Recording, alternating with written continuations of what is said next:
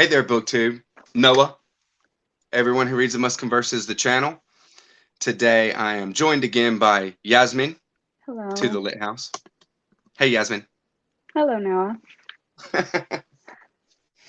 We are adding to our Borges exploration, this series that is ongoing because we have jumped into Borges, and not just one book of Borges, collected fictions. We've gone through the universal history of iniquity. Yeah, right. Uh, the Garden of Forking Paths, Artifices, the Aleph. We just finished the Maker, Mm-hmm. and it's still going. All right, it's an We still amazing. have like half of it to go. It's awesome. It's been such a cool exploration. But today, you guys are in for a treat, I would say, because Yeah. this is the Library of Babel by Jorge Luis Borges. Borges. Yeah. And it's an amazing story. Question mark. Thought experiment. Thought Text. experiment for sure. Text for sure. Experimental uh exploration, experimental Yeah. fiction. So Borges is not the first person to come up with this thought experiment.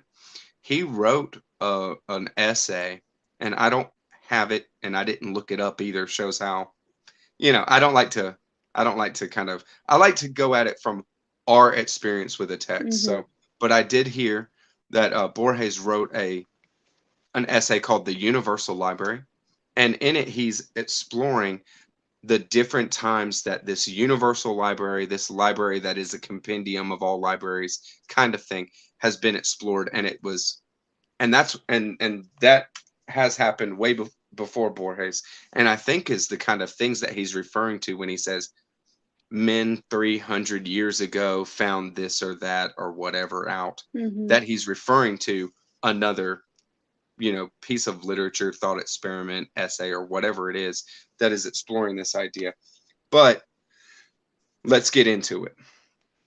The Library of Babel, really quick, just to give you guys an idea of what is going on. First is a quote from The Anatomy of Melancholy, which is awesome. By this art, you may contemplate the variation of the 23 letters. But Borges' writing starts off with the universe, which others call a library, is composed of an indefinite, perhaps infinite number of hexagonal galleries. The center of each gallery is a ventilation shaft bound by a low railing. From any hexagon, one can see the floors above and below, one after the other endlessly. The arrangement of the galleries is always the same: 20 bookshelves, 5 to each side, line 4 of the hexagon's 6 sides. The height of the bookshelves, floor to ceiling, is hardly greater than the height of a normal librarian. So, we're in a hexagonal, nested hexagon library that is just over and on and on and on and on. Mm-hmm. And he starts off with saying, the universe, which others call a library, is like this. And he describes the library. Mm-hmm. So I took this as like universe equals library, because he's just blowing that distinction right from the first line. Yeah. And if that is analogous, universe is to library as what? Universe is to library as experience and how we internalize our experiences, thoughts, feelings, all that, and our outer experience. That is analogous to the universe, and the library is, and that's the books, the letters, the sentences, whatever, Mm-hmm. everything to do with the books. So we have this kind of analogous library for reality kind of thing going on. Yeah. And Using the library to understand the way that we right, interpret reality. right. And the books and the writing on it is just like every bit of experience or thinking or feeling or thoughts or anything that any person will ever have. Mm-hmm. Most of it, of course, is incomprehensible. or has no meaning, or doesn't mean anything. You know what I mean? Just like Mhm. a lot of things in life, you might not be able to make any sense out of. All right, so it's kind of a daunting idea, but it's written from the point of view of a narrator that refers himself to I. I Mhm.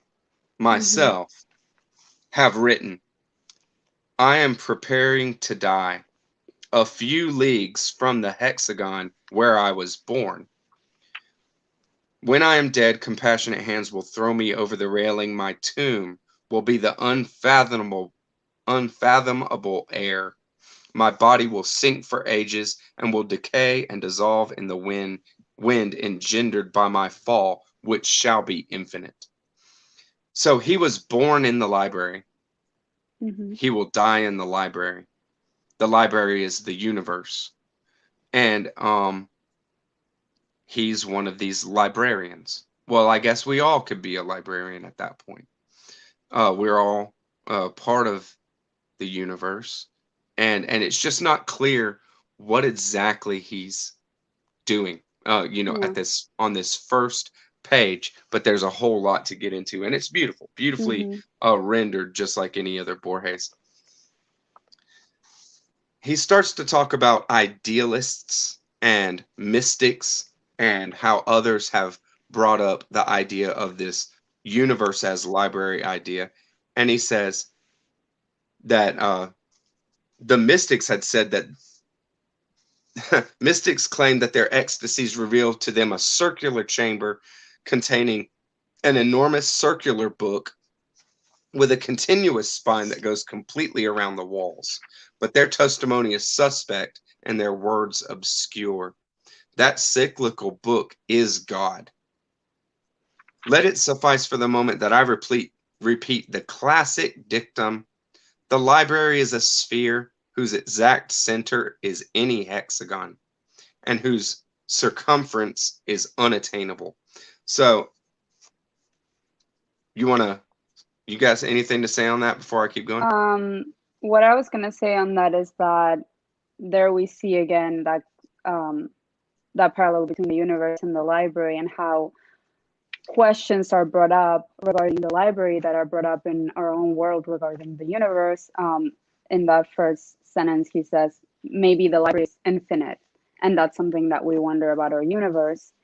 And then whether this library has meaning, well, the idealists say, yes, it does. It has to be hexagons. It can be triangles. It can be anything else. They don't really provide a reason why, but they're certain that that's their belief that it does hold some meaning. So they that's they why can't really expound on it and say why, yet they're completely certain they're that there completely is a certain. meaning to it. We'll get to Hexagons. that in a little It bit. has to be hexagons. We'll get to that a little bit more later, right? I mean, it's an amazing thing, and yeah, analogous to the universe. I was thinking of a way of like the expanding kind of universe. What if it, there is no boundary, because what is outside, what does inside and outside mean? Hmm. If it is just all that it is, Everything. it and it just kind of turns back on itself in some way, maybe like a torus. Who knows what shape it takes? But if it's like that, then any point you are at is the center, Hmm. and the circumference is any other hexagon outside of that kind of outside of that frame of reference. So Hmm. it's just one of these kind of things you can't really wrap your head around. Oh But yeah. Even there is. trying to picture, sorry, even trying to Go ahead. picture these rooms is kind of confusing and disorienting. So I must have read that first paragraph 5 times before actually picturing the room and how the walls were positioned, and sort of the little hallway that one door leads to. And they Yeah, live there, they sleep there, they eat there. And this is all there is, though. yeah, it's, exactly. it's so weird because it's like, well, okay, is this library, but this library is the universe. Well, where's where's the Eiffel Tower then? because that's a And the thing. books. That's a thing, you know, right? Right. Yeah, and I like that. Where's your food? Where's a fruit tree? Hmm. Where's that at? You know what I mean? Like these kind of things, the kind of ideas. And I mean, there's a bathroom, Yeah. okay, but you know, because he says at some point that people hiding in the bathroom. But what? Where do they get their water? Where's the water? Yeah. You know, it's just so I weird. mean, it You can't says, really, yeah, and there's a big focus on, the books are the main thing there is. right? Knowledge and all of that is the main thing there is to them.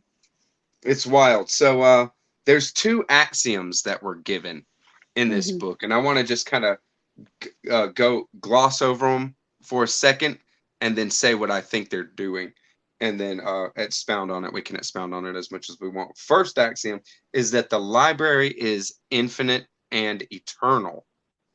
The library is going to outlast everybody, outlast everything. It's created by a God. And so the library is infinite and eternal and quote unquote perfect. It is perfection in its layout and in what it is.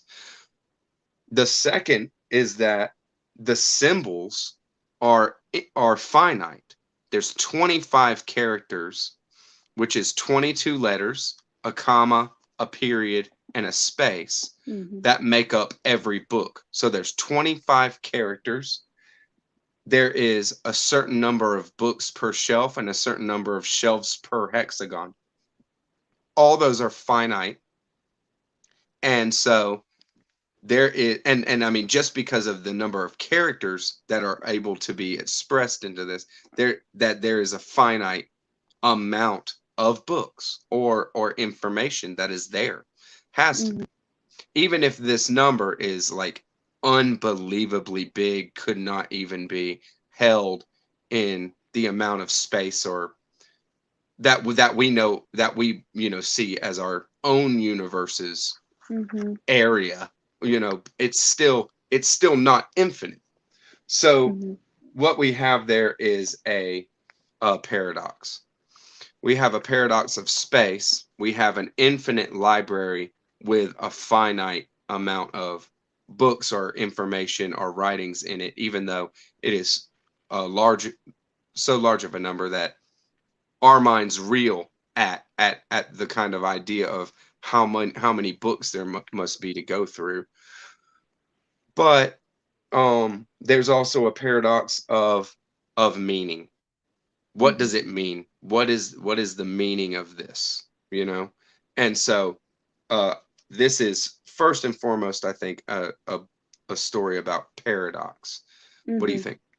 Yeah, I agree with that absolutely. And what you said about meaning, if any book is created equally, we can say, so a book that you can understand versus a book that means nothing to you, if they're created by the same, I don't know if you mentioned it, but he said that God must exist if this library is real.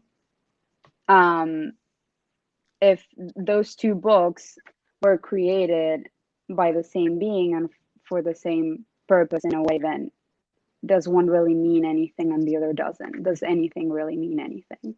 Right. So I agree with you on that. Where the meaning comes from might be a good idea for Mm-hmm. watchers and people that are kind of getting, following along with us to kind of keep in the back of the mind, because that's Yeah. something that just kind of came out when we're talking and going through it.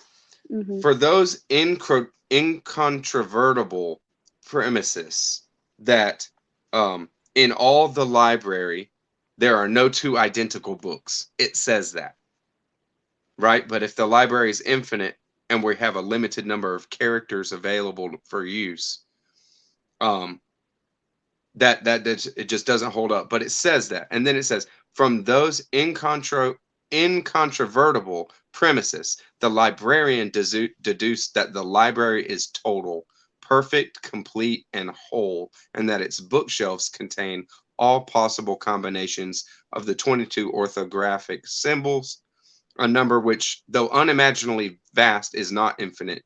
That is, all that is to be able to be expressed in any language, all the detailed history of the future, the autobiographies of the angels, the faithful catalog of the library itself, thousands and thousands of false catalogs, a proof of the falsity of the false catalogs, a proof of the falsity of the true catalog, the Gnostic Gospels of Basilides, the commentary on that gospel, the commentary on the commentary of that gospel, the true story of your death, Mhm. the translation of every book into every language, the interpolations of every book into all books, the treatise Bede could have written and did not on the mythology of the Saxon people, the lost book of Tacitus. That's Borges enumerating what is Yeah, in the library. I was going to say, like many of his stories, the part in which he gives us examples about what he's talking about is sometimes one of the best parts because you're actually able to go from a thought experiment to actually imagining what it would be like to be in that library. And it's just, it's easier to picture, even though it's pretty impossible to picture just Right. how huge this library is. What an amazing writer. And I mean, I don't Hmm. see how he could do it. When it comes down to it, I think that Borges is one of these kind of writers that, I mean, he might have wrote out 50 or 100 things like that and then just chose 10 of the best Those, ones. yeah. You know what I mean? It's just wild to the strength of his Yeah. examples in parts like that. And It's when so cool. he references the reader, that's almost always the most, shocking part to read when he says your death. You Right, can read about your death. So you're right, there in the story. right. And not to no spoilers, but like in the Aleph when he I was sees gonna say, I your didn't know if I face. could spoil it. Right, right. Well, Yeah. we're not spoiling. I mean, people don't remember, or they're gonna watch it, or they're gonna read it themselves before Hmm. watching this kind of stuff. This is for just love, Yeah. Borges love, for sure. So, at first, when this kind of thing that everything is available in this library, the first thing that people have, of course, human beings have in response to this is joy. It justifies the entire universe and individuals and peoples and their Hmm. lifetimes. It justifies everything because in this library is the reason for everything. A book that tells you the reason, a book that tells you your own life and what it meant and what it was for and your story and all this stuff. It's there. Hmm. So everybody's joyful because there is Hope. he hope.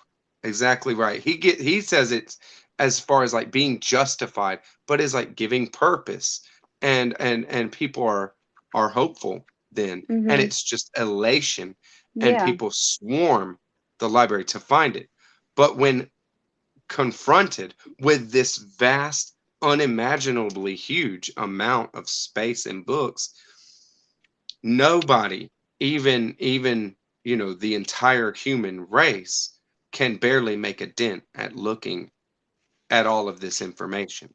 There's too much. It's Yeah. too big and it's unbelievable. And then there's a depression that sets in. The vastness of the scope of this library makes discovery impossible. Discovery of the meaning. And I Hmm. think that what we're coming up against there is like rationally. This is the mind Hmm. trying to figure it out and wanting justification. Yeah. And it's just not. Facts are a flood, and Hmm. there's just too much, and it's not happening. And then Yeah. there's this depression and there's this backlash against it too, with people uh you know uh Getting rid of gravitating toward. books. Right, destroying Yeah. books, grabbing belief systems, and destroying what they see as not giving them what they're Meaning. looking for. Right. Right. Exactly. Which, when you realize that each person's personal truth is going to be different, that, makes no sense them doing that. But again, we can bring that to our own experiences in our real life, in which people are like that. They'll just Right. believe that their truth is everybody's truth, or it should be. Um, yeah, sorry. So about that of destroying, he says, despite general opinion that it was a horror, I dare say that the consequences of the depredations committed by the purifiers, those are people who are destroying books that are useless, the purifiers have been exaggerated by the horror those same fanatics inspired, that they were spurred on by the holy zeal to reach one day, someday, through unrelenting effort, the books of the Crimson Hexagon. Books smaller than natural books, books omnipotent, illustrated, and magical. And like, it's Like, like, where are they what? getting this information? Yeah, like there's not any other time where we hear about the Crimson Hexagon. Hmm. What is that? And then Yeah, books that are different than all the others. What it didn't you just tell us that all of them are completely uniform the same? And well, if there's one that's completely different like that, there's your center. hmm, You know what I mean? yeah. There's the one where that will They revolve reference around. all the others. All the others are in reference to that Hmm. because it's the only thing that is able to be differentiated. Hmm. And it's like and it's said just like I read it right there, and then it's gone. It moves on. Yeah. What what? It just So goes from belief system to belief system. And yeah, that's something interesting to note. Just how different these all are, and how differently people approach right. looking for information in the library. And the idea is now that they're looking for a specific book, either a compendium of the library so that they can find any book, or a book that explains in a way that they can understand their reality as it is and justifies reality as a whole. And they're looking for that. And there's all these kind of weird ways, like someone proposed searching by regression to locate book A, first consult book B, which tells where book A can be found. To locate book B, though, you have to consult book C, and so on to infinity. Hmm. So it's totally useless. But Yeah. it is in ventures such as these that I have squandered and spent my years. That is what the narrator says there. Hmm. I cannot think it unlikely that there is such a total book on some shelf in the universe. That's a belief. Yeah. I pray to the unknown gods that some man, even a single man, tens of centuries ago, has perused and read that book. If the honor and wisdom and joy of such a reading are not my own, let them be for others. Let heaven exist, though my own place be in hell. Let me be tortured and battered and annihilated, but let there be one instant, one creature, wherein thy enormous library may find its justification. That is one of the most beautiful passages in the whole story. Ah, And I don't know if you mentioned that this man that people believe exists is called the man of the book. no. This person that is supposed to have found this book. Yeah, this exemplar librarian. Hmm. Yeah. And yeah, I love this. And when I was reading this for the first time, I took note of the narrator and felt like while many of the things he said were very particular to him, his belief system and all of that, a lot of the things that he talks about feels like collective knowledge, just Right, because he seems to know so much about this library that is so vast, and you begin to wonder, like, either you are immortal, or you've talked to so many people, or you are all of those people. right, And this is sort of an idea we see a lot in Borges' stories, that the individual is everybody. It's all of humanity because of all of our shared experiences and everything like that. And just by being human, we are the whole. And so when he says this, that I wish that somebody would find this book, even if it's not me. I He's, hope, I hope, yes. right? Even if it's not me, I'll be happy because this person that lives within me, that lives within every single one of us, will have, found heaven, essentially. Right, right. One person can justify us all. One Mm-hmm. person can save us all. Person can damn us all. And that um essentially what you do matters. You Yeah. know, in a way. So the reconciliation of the paradox of meaning versus meaninglessness is hope, and Yeah. is just like a humanity's essential nature. Um, and Borges sees it very clearly, and will write like in the Garden of Forking Paths talks about time. What is the if you're writing a riddle about time, what's one word you can't use? Time. Time, you know. And Borges never calls out hope right here, and You're by right. name, but he is illustrating a person who is living, um, as we all live, by hope and having hope, hopefulness, and belief in that there is meaning, even if we don't possess that meaning ourselves. And Mm-hmm. at the very end is the okay. I want to touch on one more part first because this is just Borges's language that just is so great. A number n of the possible language employ the same vocabulary. In some of them, the symbol quote unquote library possesses the correct definition, quote, everlasting, ubiquitous system of hexagonal galleries, unquote. While a library, the thing, is a loaf of bread or a pyramid or something else, and the six words that define it in themselves have other definitions. You who read me, are you certain you understand my language? And it's just like, at this point, words are breaking down. Words have completely broke down.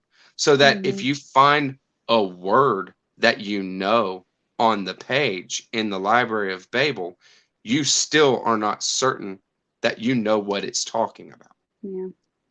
Makes you You question know? everything that you know, everything that you interpret. So why, and it's like we're caught in this completely existential trap where it's like, Mm-hmm. what are you looking for? Something written down that you can understand and derive your meaning out of. But when it comes down to it, even if something is like that, you can't be sure what that even, if it means the thing that you think it means. Where do you find that? The Mm-hmm. definitions for that? Or are you, if you do find a book that has the definitions for that, how do you know that those are not false definitions? Exactly. Like everything that is written down can be faked, it can be true. There's no way that Right. you can know the difference in this library. Yeah, he's And already called it all out. yeah. So the end and the reconciliation of the time paradox is that at the end there. Yet those who picture the world as unlimited forget the number of possible books in the library is not unlimited. I want to be bold enough to suggest this solution to the ancient problem. The library is unlimited but periodic. Mm-hmm. If an eternal traveler should journey in any direction, he would find after untold centuries that the same volumes are repeated in the same order, which repeated becomes order. The, capital The, order.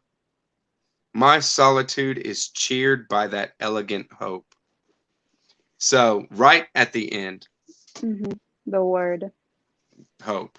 And So yeah. and that explanation that he gives right there is self-admittedly by our narrator, um, his own, His his own own, belief.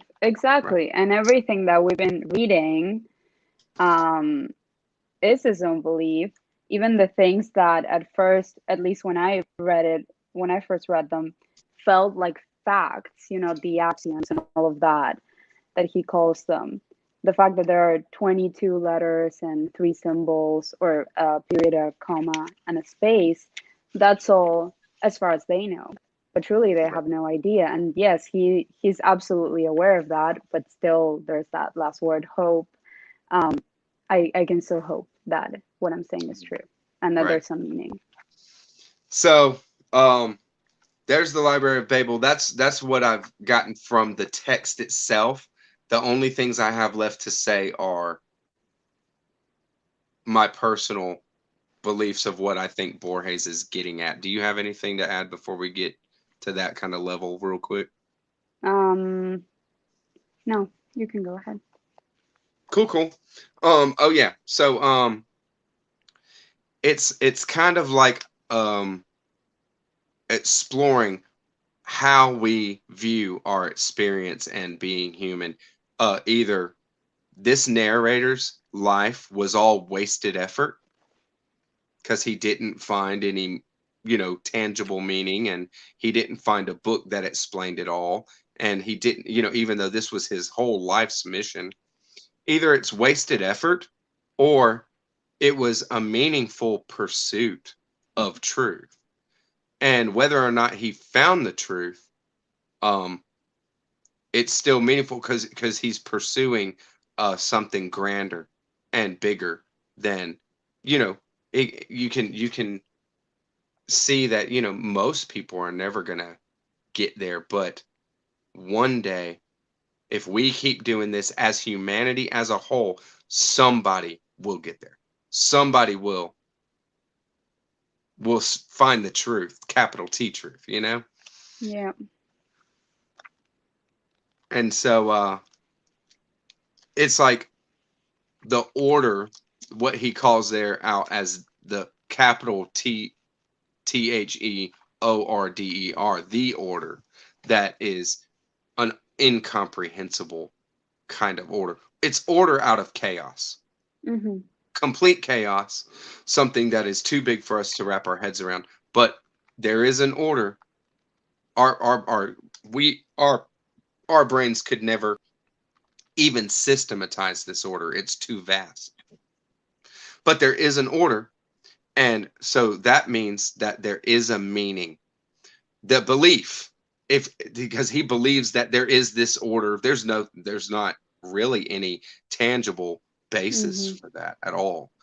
But the belief in that order is a belief in that there is meaning, even if that is completely incomprehensible in the day to day, in the lifetime, and as he looks back on his life or whatever.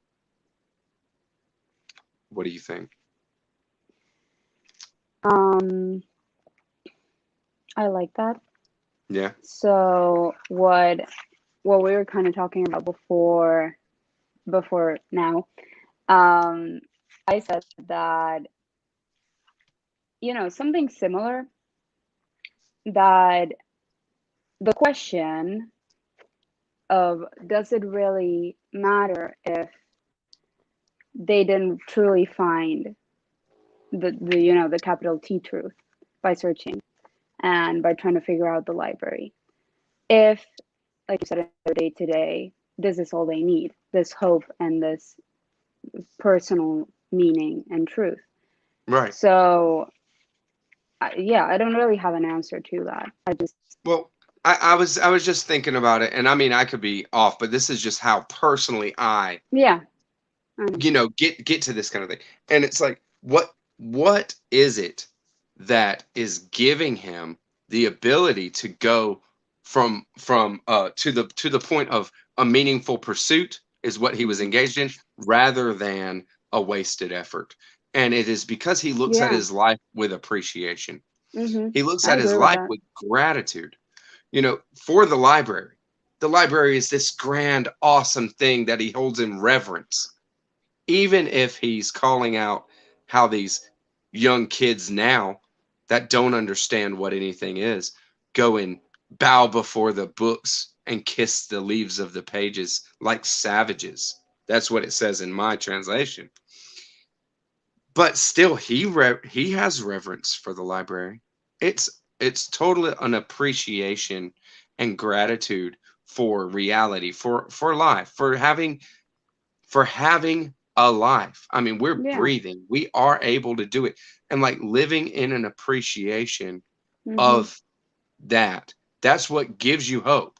When you give up hope, when you go to a place that's like despair, just to, to call it out this, I mean, I can't wrap my head around not being, grateful for just the ability to be mad, or to be, Yeah. if everything sucks, at least you are feeling that, and you're Yeah. alive, and you're a person. You know what I mean? Like, there's something awe-inspiring and amazing about being alive, being a person.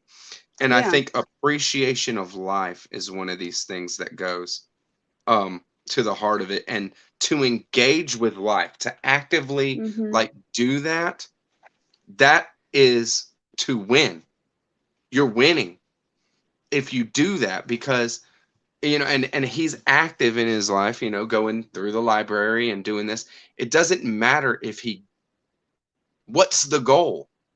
We've totally, through this talking about it, destroyed the idea that there's like a real goal, because even Hmm. if you found a book that says what you think you want it to say, somebody else is going to come up and say, well, you don't even know what the real meaning of that word bread Exactly. is. You know Hmm. what I mean? Yeah.